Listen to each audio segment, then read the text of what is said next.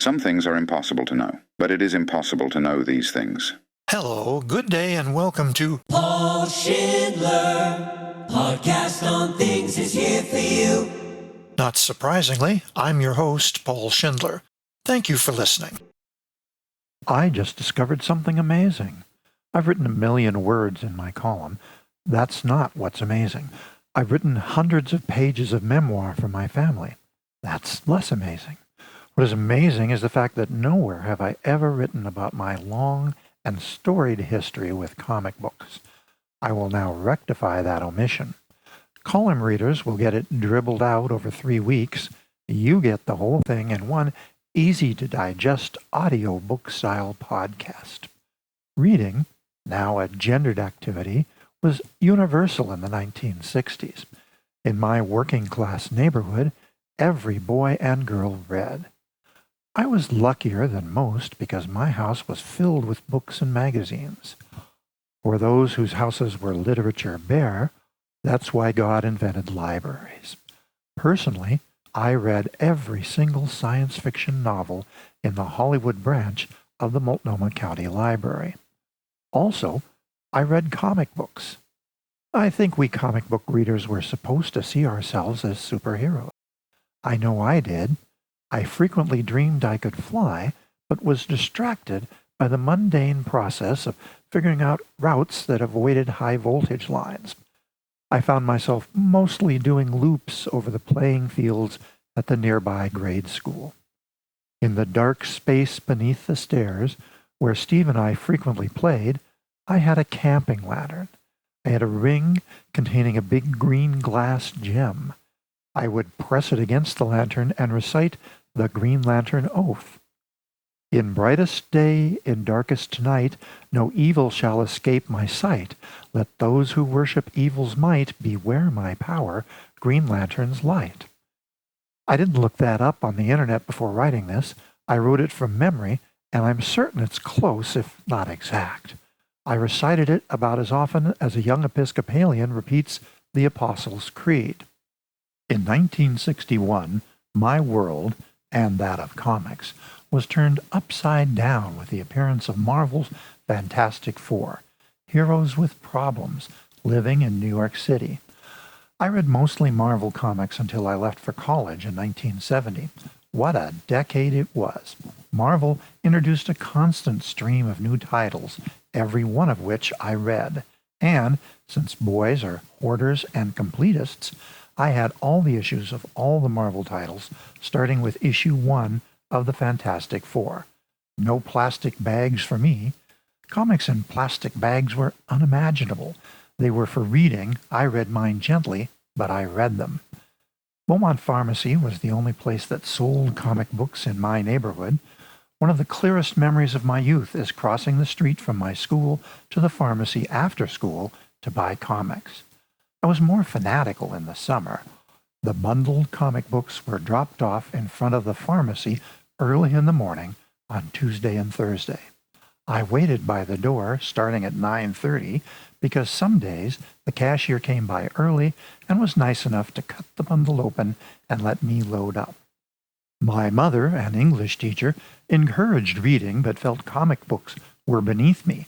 She said, "You are turning your mind into a wastebasket," as if that were a bad thing.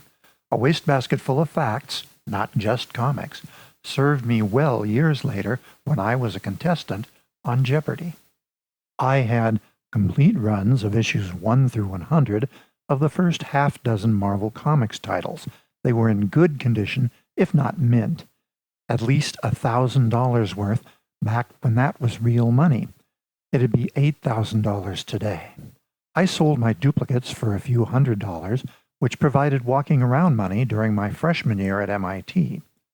When I came home for Christmas, I discovered that disaster had struck. My family moved into the house on Beach Street in 1958. The fall of 1970 was the first ever flood. The sewer backed up into the basement. There, my comics were stored in cardboard boxes, oldest issue on the bottom. Thus, my time with comics came to an end. Today's walk-off music will be the first of several segments designed to demonstrate how different versions of the same song can sound. The Welsh Wonder sets my lyrics to music, then sends me a demo. Here's my reincarnation song, If Offered a Choice, sung first by the Welsh Wonder, then by me, in a version with lavish orchestration designed to distract from my vocals. But first, that's my opinion. I'm Paul Schindler. Thanks for listening.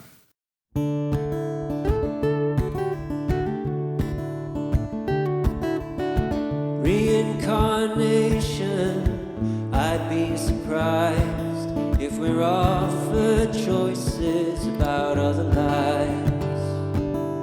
Where we end up, not ours to say, when time comes for another day.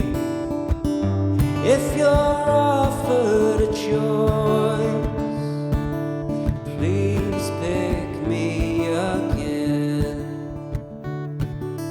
Forces karmic, cosmic, vast, but in case you're ever asked, I'd be pleased no end if you chose to dance with me again. And so I hope that you will do the very thing that I plan to. Raise your voice if offered a choice.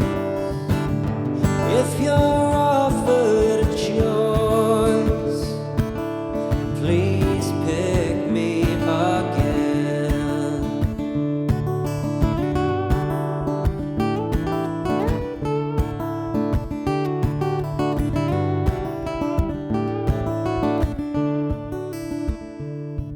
Again, I would dearly love to see just how nice that it would be. Another turn on the wheel for you and me. Probably amazing again. If you're offered a choice, please pick me again. If you're offered a choice, please pick me again.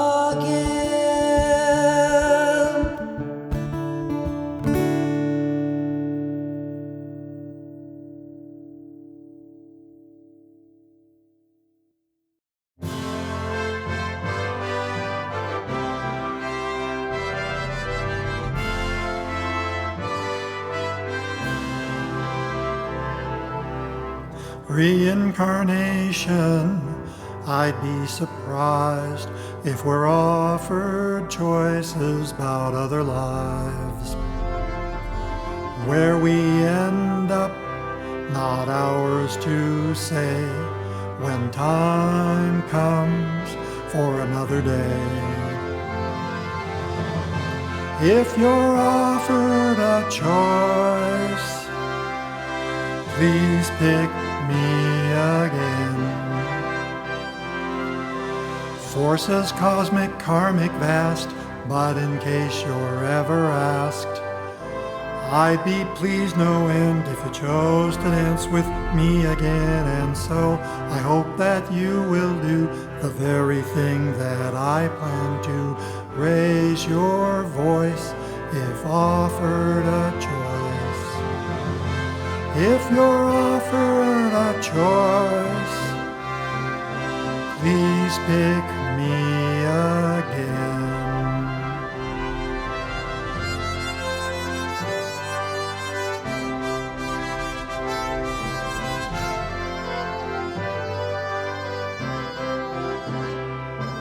Again, I would dearly love to see just how nice that it'd be. Another turn on the wheel for you and me. Probably amazing again. If you're offered a choice, please pick me again. If you're offered a choice, please pick me again.